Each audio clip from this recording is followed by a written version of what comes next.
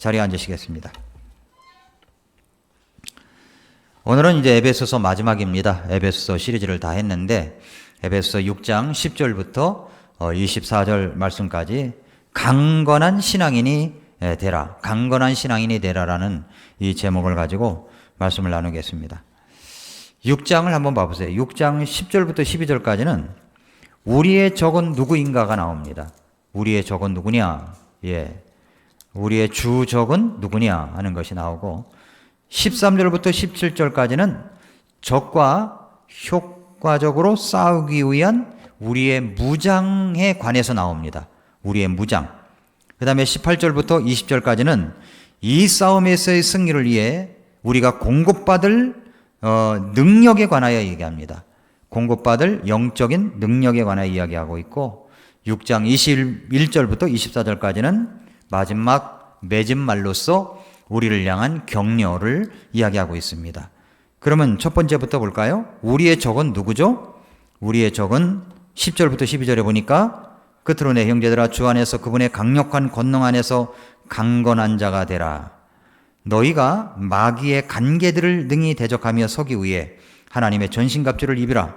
우리는 살과 피와 맞붙어 싸우지 아니하고 정사들과 권능들과 이 세상 어둠의 치리자들과 높은 처소들에 있는 영적 사악함과 맞붙어 싸운다고 했습니다. 그러니까 우리의 적을 알아야 돼요. 우리의 주 적은 누굽니까? 마귀 사탄입니다. 본문은 이렇게 시작하죠. 끝으로 내 형제들아, 끝으로 내 형제들아. 무슨 이야기를 하고 난 다음에 끝으로 내 형제들아 이렇게 이야기하는 것입니까? 그 앞에 보면은 여러 종류의 인간관계를 이야기했습니다. 부부관계, 부모와 자식 간의 관계, 또 자녀와의 관계, 부모와 자녀와의 관계, 상전과 종의 관계, 이렇게 관계 등을 이야기하고 나서 이야기하기를 끝으로 하나 더 이야기한다 이거죠. 끝으로 하나 더 이야기하는데 끝으로 내 형제들아 라고 이야기를 하는 겁니다. 무슨 말을 하려고 이 말을 합니까? 끝으로 이 이야기를 하려고 한 거예요. 뭐라고 그랬냐면은 끝으로 내 형제들아 주 안에서와 그분의 강력한 권능 안에서 강건한 자가 되라는 거예요. 강건한 자가 되라. 우리가 강건한 자가 돼야 인간관계도 잘할 수가 있고 마귀 사탄과의 싸움에서도 이길 수가 있는 겁니다. 우리가 건강해야 됩니다. 건강하셔야 돼요. 그래서 여러분, 제가 이제 건강에 관심이 많기 때문에 여러분들에게 이런 거 먹으면 좋습니다라고 이렇게 소개를 했는데 어느 날 어떤 분이 이제 상담 전화가 왔더라고요. 목사님, 비타민 C를 어떻게 먹어야 될까요? 이렇게 이제 온 거예요. 그래서 저는 비타민 C 전공이 아니라 설교의 전공이라고 이렇게 이야기를 했는데 저한테 물어보지 마시고 이황재 박사님 책을 읽어보라고 이야기를 했습니다만은 아무튼 뭐 그거에 감동을 받아가지고 이제 우리 교회에서 건강 세미나 하면 오겠다고 그러길래 우리는 그런 세미나를 하지 않는다고 그랬습니다. 하여튼 우리는 정말 건강한 자가 돼야 돼요. 그렇죠? 그러기 위해서는 여러분 잠을 잘 주무셔야 돼요. 그렇죠? 잠을. 그래서 어떻게 하면 잠을 잘 잘까? 너무너무 고민만 하다 보면은 또 이게 잠이 안 올 때 저도 이상하게 새벽 3시면 깨요. 새벽 3시면. 이게 진짜 늦게 자도 3시, 일찍 자도 3시. 뭐 일찍 자면 일찍 깨니까. 근데 일찍 깨가지고 이게 잠이 안 오면 이게 참 어렵더라고요. 그래서 일어나서 뭐 성경도 봤다가 설교 준비도 했다가 기도도 하다가 그러긴 합니다만은 잠을 잘 주무셔야 돼. 잠을 언제 자냐? 일정하게 자야 되지만 수면이 부족한 분들은 잠이 오면 자야 된다고 그렇게 생각이 들기도 하고요. 그다음에 또 여러분 비타민 C도 잘 드시고 그리고 운동하고 그리고 스트레칭 아침마다 체조하고 제가 아는 분이 어떤 회사 직원들하고 매일 국민체조를요 처음부터 끝까지 2번을 매일 반복했답니다. 모여가지고 다 굉장히 건강해졌다는 거예요. 국민체조 그거 쉽지 않습니다. 그래서 우리는 강건한 자가 되어야 됩니다. 강건한 자. 그런데 또 한 가지는 영적으로 강건한 자가 되라는 거예요. 오늘 말씀은 강건한 자가 되라. 강건한 자가 되라. 정말 중요한 이야기를 하려고 하는 겁니다. 우리의 행복을 파괴하고 우리의 삶을 패배로 이끌기 위해서 호시탐탐 기회를 노리고 있는 영적인 적이 있다는 사실을 이야기하고 있습니다. 그 적이 누구예요? 우리의 적은 마귀입니다. 마귀 사탄이에요. 마귀의 정체를 보십시오. 마귀는 문자 그대로 참소자예요. 참소자. 물론 이 마귀는 영적인 존재입니다. 눈에 보이지 않지만 눈에 보이는 역사를 하는, 즉 삶의 무대의 저 배후에 보이지 않는 부분에서 이 마귀의 역사가 있다는 사실을 알지 못하는 그리스도인들은요, 영적 싸움에 승리할 수가 없어요. 내 배후에 지금 누가 작용하고 있느냐 하는 것을 알아야 됩니다. C.S. 루이스라는 분이 이렇게 이야기를 했어요. 마귀가 가장 조정하기 쉬운 존재는 마귀의 존재를 믿지 않는 사람들이라고 그랬습니다. 우리 뒤에는 마귀가 있습니다. 마귀가 있다는 것조차도 모르는 사람들에게 마귀는 얼마나 안심하고 들어가서 공작을 할 수 있겠습니까? 이 참소자의 존재에 대해서 요한계시록의 기자는 이렇게 묘사하고 있습니다. 요한계시록 12장 9절부터 10절 보세요. 이 성경 구절은 마귀가 제일 싫어하는 구절이기도 할 것 같아요. 요한계시록 12장 9절부터 10절 말씀을 열어보시기 바랍니다. 요한계시록 12장 9절부터 10절. 그 큰 용, 즉 저 옛뱀, 곧 마귀라고도 하고 사탄이라고도 하며 온 세상을 속이는 자가 내쫓기더라. 그가 땅으로 내쫓기니 그의 천사들도 그와 함께 내쫓기니라. 또 내가 들으니 하늘에 큰 음성이 있어 이르되 이제 구원과 힘과 우리 하나님의 왕국과 그분의 그리스도의 권능이 임하였도다. 우리 형제들을 고소하는 자, 곧 우리 하나님 앞에서 밤낮으로 그들을 고소하던 자가 쫓겨났도다 라고 얘기를 합니다. 이게 누구냐면은 마귀, 참소자. 사탄은 우리를 참소합니다. 또 우리 안에서 우리 스스로를 비참하게 만들어 학대하도록 하는 것이 저 쫓김받은 마귀, 사탄입니다. 마귀의 역할이 뭐냐면 마귀의 본래의 뜻은 던진다, 그 사이를 갈라놓는다 라는 뜻입니다. 그러므로 이 단어 자체가 단적으로 마귀의 역사가 인간관계를 단절시킨다는 것을 볼 수가 있어요. 남편과 아내 사이를 단절시키는 작자가 누굽니까? 마귀 사탄이에요. 배후에 마귀 사탄이 있는 거예요. 부모와 자녀 사이를 단절시키는 작자가 누굽니까? 마귀 사탄입니다. 고용주와 피고용인 사이를 단절시키는 작자가 누굽니까? 마귀 사탄인 거예요.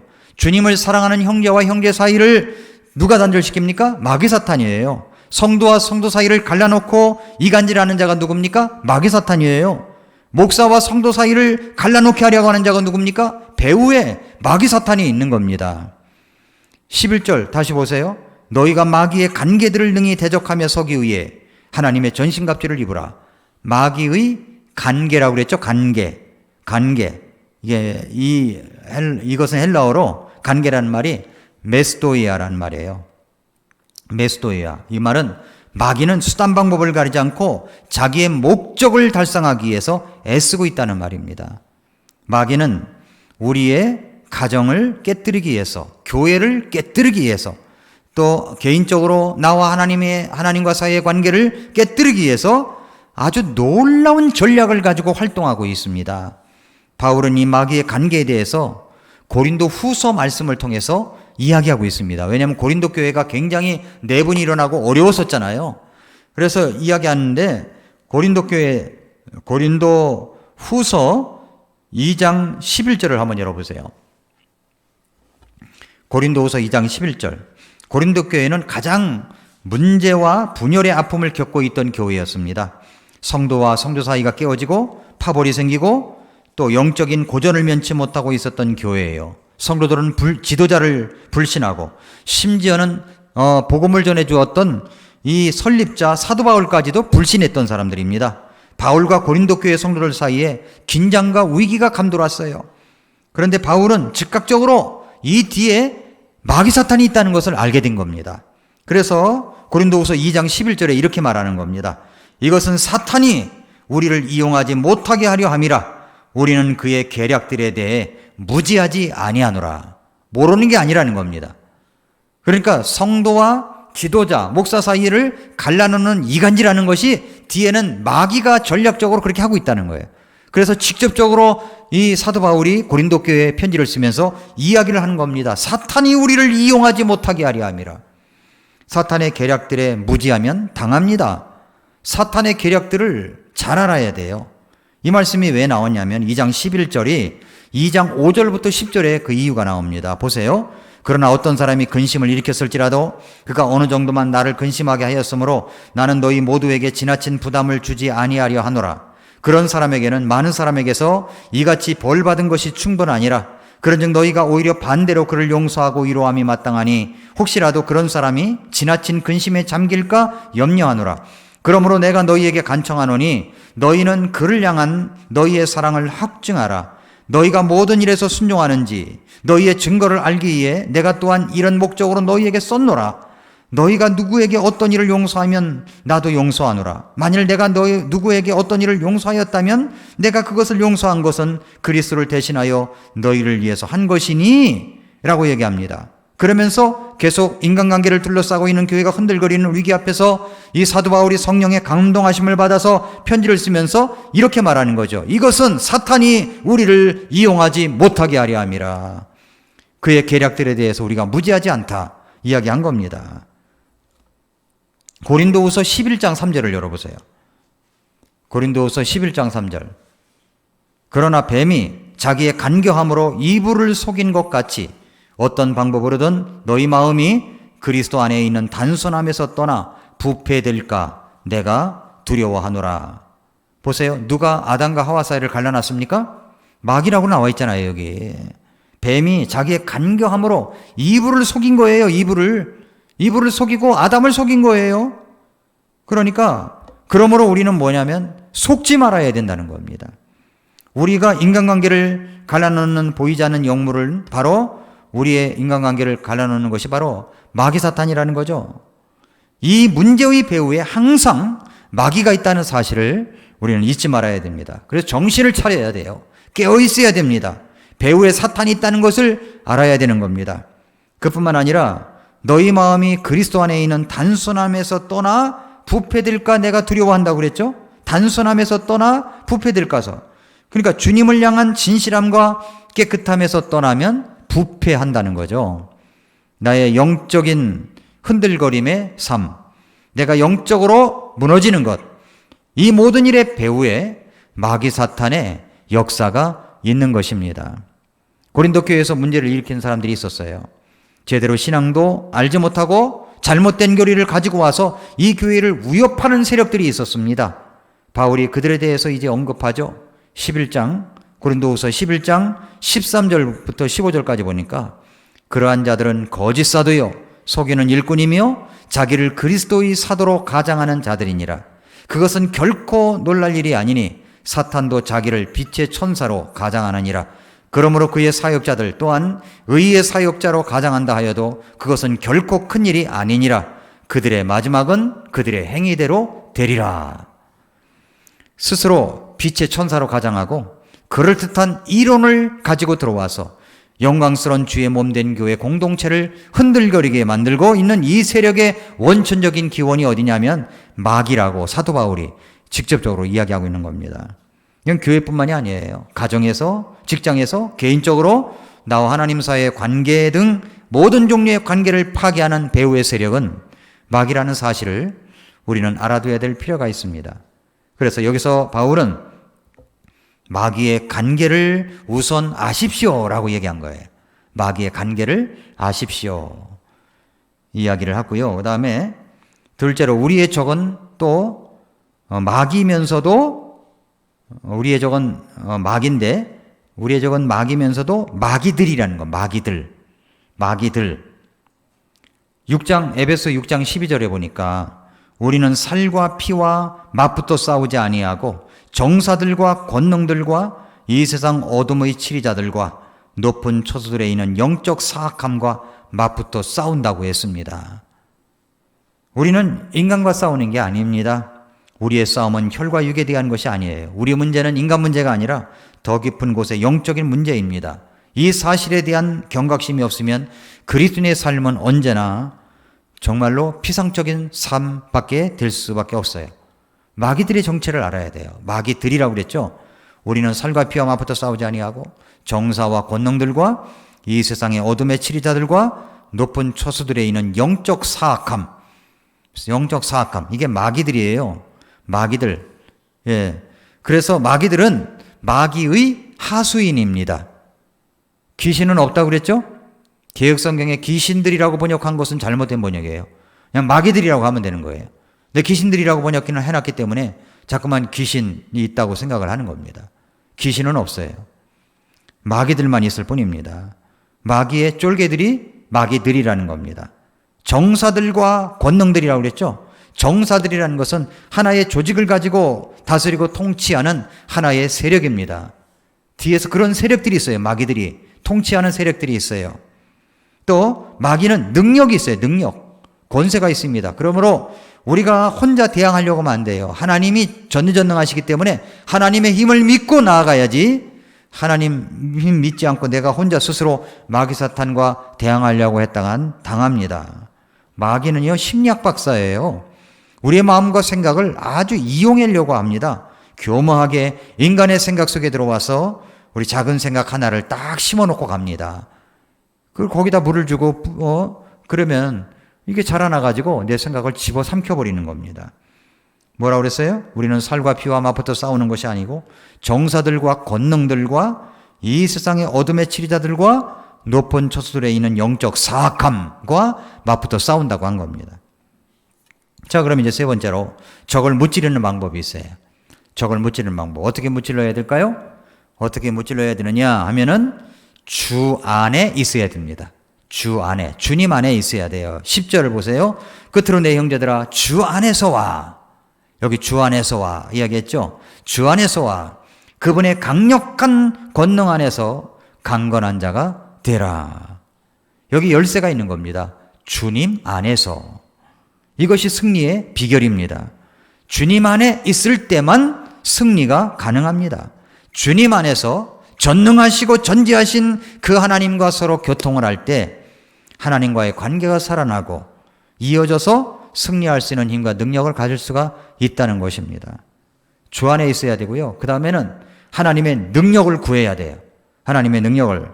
왜냐하면 뭐라고 그랬냐면 끝으로 내 형제들아 주 안에서와 그분의 강력한 권능 안에서 그랬죠. 강력한 권능 안에서, 그분의 강력한 권능이라고 그랬어요. 내 강력한 권능이 아니에요. 그분의 강력한 권능 안에서 강건한 자가 되라고 그랬지 않습니까? 주 안에서 그분의 강력한 권능 안에서 강건한 자가 될 수 있는 비결이 나옵니다. 하나님의 능력을 구하십시오. 아침마다 엎드리면 하나님 능력 주세요. 도와주세요. 기도해야 됩니다. 세 번째는 무장해야죠. 무장해야죠. 아침에 나서면 뭐부터 챙기십니까? 마스크, 요즘은 마스크잖아요. 그죠?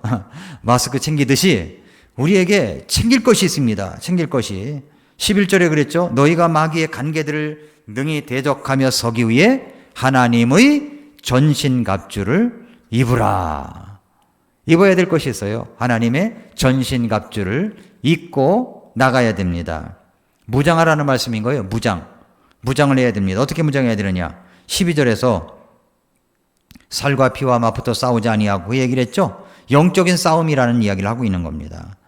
자, 그러면 네 번째로 우리의 무장은 어떻게 해야 되는 겁니까? 하나님의 전신갑주를 입으라고 그랬으니까 온몸을 감싸고 전체를 보호하는 갑옷을 입으라는 겁니다.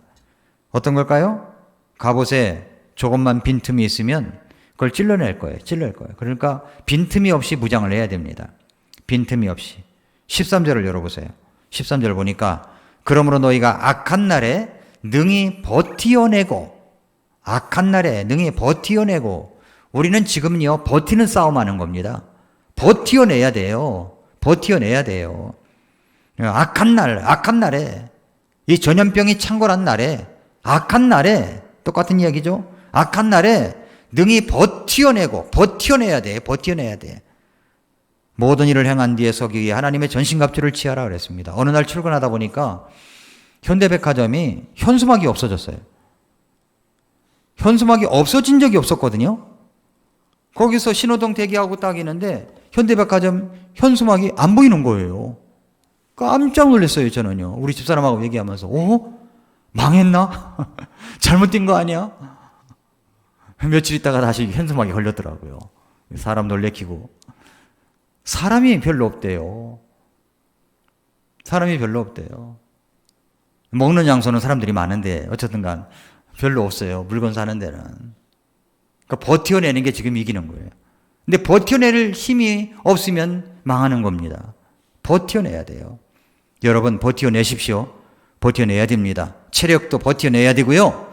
여러분의 하는 일도 버텨내야 됩니다. 그런데 악한 날에 능히 버텨내고 모든 일을 행한 뒤에 서기 위해서, 버텨내고 서기 위해서 할 것이 뭐냐면 하나님의 전신갑주를 취하라는 겁니다. 하나님의 전신갑주. 그래서 하나님의 전신갑주를 이제 입어야 돼요. 무엇일까요? 14절부터 나오죠? 그런즉 서서 진리로 너희 허리띠를 동여매고, 허리띠부터 챙겨야 되는 겁니다. 허리띠. 무장에서 제일 중요한 부분은 허리입니다. 허리. 그래서 허리가 허술하면 모든 것이 허술해져요. 똑바로 설 수가 없습니다. 진리라는 말, 여기 진리로 그랬죠? 이게 하나님의 말씀입니다. 말씀의 진리로 허리띠를 동여매는 거예요. 아침에 일어나서 하나님 앞에 무릎을 꿇고 기도하면서 시편 필사도 하고 말씀도 듣고 또 미라클 모닝을 듣고 시작하는 것은 여러분이 허리띠를 동여맨 겁니다. 허리띠를 동여맨 거예요. 그래서 에베소 1장 13절에도 너희도 진리의 말씀 곧 너희의 구원의 복음을 들은 뒤에 그분을 신뢰하였고 너희가 믿은 뒤에 또한 그분 안에서 약속의 저 거룩하신 영으로 봉인되었느니라 그랬거든요. 진리의 말씀, 이 말씀으로 우리가 허리띠를 동여매는 겁니다. 아침에 일어나서 말씀 한 줄이라도 크게 내가 읽고 또 써붙이기도 하고 말이죠. 그 말씀 붙들고 기도도 하고 이게 무장하는 겁니다. 또 이제 가슴에는 의의 흉갑을 입으라 그랬어요. 의의 흉갑. 그런즉 서서 진리로 너희 허리를 동여매고 의의 흉갑을 입으며. 마귀가 우리를 찌를 수 있는 급소가 바로 이 부분이에요. 이 가슴 부분. 여기에 콕 찔릴 수 있거든요. 어떻게 급소를 칩니까? 어떻게 급소를 마귀 사탄이 콕 찌르는 거예요? 우리에게 불의한 요소가 조금만 있으면 마귀가 와서 찔러대는 겁니다. 불의한 요소, 죄책감, 이런 요소가 있으면 마귀가 참소자라고 그랬잖아요. 야, 네가 그래가지고 그리스도인이라고 그래? 너 맨날 아침마다 말씀 듣는다면서 그런 짓을 해? 계속 이제 마귀가 와가지고 삿대질을 하고 이야기를 하는 겁니다. 그러면은 내가 그리스도인인데 그럴 순 없지. 너무 속상해, 우울해하고 그러면서 팍 주저앉아 버리는 거예요. 이게 마귀 사탄이 노리는 거죠. 그럴지라도 그 아들 예수님의 피가 우리를 모든 죄에서 깨끗하게 한다. 우리가 자백하면 하나님은 신실하시고 이로우사 우리 죄를 용서하시며 모든 불의에서 우리를 깨끗게 하신다. 그 말씀 믿고 우리 다시 일어서면 되는 겁니다. 근데 마귀는 계속 고자질하고 찔러대고 죄책감 갖게 하고 그러죠. 물론 죄책감 가지고 우리가 하나님 앞에 회개도 해야 됩니다. 그러나 중요한 것은 뭐냐면 우리가 가슴을 불의의 요소가 조금이라도 들어오면 안 된다는 거예요. 그래서 의의 흉갑으로 무장을 해야 된다고 하는 것입니다. 확신이 있어야 된다는 거죠. 의롭게 살아가야 돼요. 우리가 의롭게. 또한 세 번째는 15절에 화평의 복음을 예비한 것으로 너희 발에 신을 신으라 그래서 신을 신어야죠. 신은. 복음을 뭐라 하냐면 화평의 복음이라고 그래요. 화평의 복음. 제가 이제 강사를 하는 분들을 여러 알다 보니까 이 강사분들이 몇 시간씩 서서 강의를 하잖아요. 강의를 하고 이야기를 하는데 그 비결이 어디 있냐 그랬더니 그 비결 중에 하나가 신발에 있다는 겁니다. 신발이 이게 뭐 한 50만 원 이상 되는 신발을 신으면 8시간을 강의해도 피곤하지가 않다는 거예요. 근데 신발이 피곤하면 온몸이 다 피곤하죠? 그렇죠? 그 신이 편안해야 됩니다. 신이. 그 자기가 맞는 신이 있잖아요. 그래서 마찬가지로 우리 그리스도인들에게도 그 신이 있습니다. 신발이. 그게 뭡니까? 화평의 복음을 예비한 것으로 너희 발에 신을 신어라. 화평의 복음이라는 겁니다. 복음으로 우리는 하나님과 화평하게 되었습니다. 이 화평의 복음의 신을 신고 다니면서 화평의 복음을 전해야 되는 거예요. 이웃들과 화평해야 되는 겁니다. 복음을 전해야 되는 거. 복음을 전하는 아름다운 발이여 함과 같다고 그랬죠. 아름다운 발이 되는 거예요. 그게 복음의 신을 신고 전하는 겁니다. 그 다음에 이제 그리고 나서 모든 것 위에 믿음의 방패를 취하라고 그랬어요. 방패. 그것으로 너희 능히 그 사악한 자의 모든 불화살을 끄며 라고 얘기를 합니다. 중국 영화 같은 데 보면요, 멀리서 그 중국의 군인들이 그냥 쫙 열을 도래해가지고 화살을 내서 쏘려고 촘촘히 해서 화살을 쏩니다. 그러면 이제 그걸 막는 사람들이 다 방패를 잡고서 쫙 해서 이렇게 둘러서서 조금 더 빈틈이 없이 해서 그걸 막아내더라고요. 그런 모습을 보면서 느껴지는 게 뭐냐면 사탄이 우리를 향해서 불화살을 쏘아대는 겁니다. 여러분 어떻게 막겠어요? 예? 빗사이로 막아야 해요? 요리 피하고 저리 피하고? 예, 어떻게 피하겠어요? 방패가 있어야 되는 겁니다. 방패. 철방패? 아니고 여기 뭐라고 그랬어요? 믿음의 방패. 사탄이 불화살을 쏘아댑니다. 딱 날라와요. 그럼 어떻게 해야 됩니까? 딱 잡고서 방패! 만화 영화도 아니고 뭔지 모르지만은 방패 하면서 막아내야죠. 방패하는 게 이게 뭐라고요? 믿음이라는 건 믿음. 믿음으로 하는 겁니다. 믿음으로. 믿음의 방패라는 겁니다. 믿음의 방패. 그래서 우리가 다 중요하지만 우리가 구원의 투구도 쓰고 신발도 신고 의의 흉갑도 붙이고 다 하지만은 더 중요한 게 뭐냐면 방패가 있어야 돼. 방패. 고대의 싸움에서는요, 이 방패가 중요한 무기였어요. 방패로도 사람을 죽일 수 있었어요. 방패가 굉장히 중요했습니다. 방패 없이 싸움은 불가능합니다. 방패는 방어용 무기도 되고 동시에 공격용 무기도 되는 겁니다. 근데 이 방패가 무슨 방패? 믿음의 방패. 지속적으로 하나님을 믿는 겁니다. 신뢰하는 것. 나는 그래도 하나님을 믿습니다. 상황이 어렵고 의심을 가져다 주고 여러 가지 어려운 일이 있어요. 그래도 나는 하나님을 믿습니다. 사탄이 의심의 불화살을 쏘아댑니다. 그래도 난 주님을 믿습니다 하는 거, 믿음의 방패를 내보이게 되는 거죠. 그것으로 너희가 능히 그 사악한 자의 모든 불화살을 끈다라고 그랬어요. 끈다. 믿음의 방패를 들면 됩니다. 믿음의 방패를 드시기 바랍니다. 구원의 투구도 써야죠. 구원의 투구. 머리를 보호해야 되니까. 그리고 성령의 검. 하나님의 말씀을 가지라. 성령의 검을 가지고 있어야 돼요. 성령의 검. 이것은 유일한 공격용 무기입니다. 무기. 어떻게 성령의 검을 가지고 다닐 수 있습니까? 검 가지고 다니세요? 검. 가지고 다니세요? 예. 장검. 신구약 다 있는 거. 예, 신구약. 단검이라도 가지고 다닙니까? 신약만 있는 거. 예. 아니면 어떻게 해야 돼요? 우리 마음에 담아 가지고 다녀야죠. 마음에.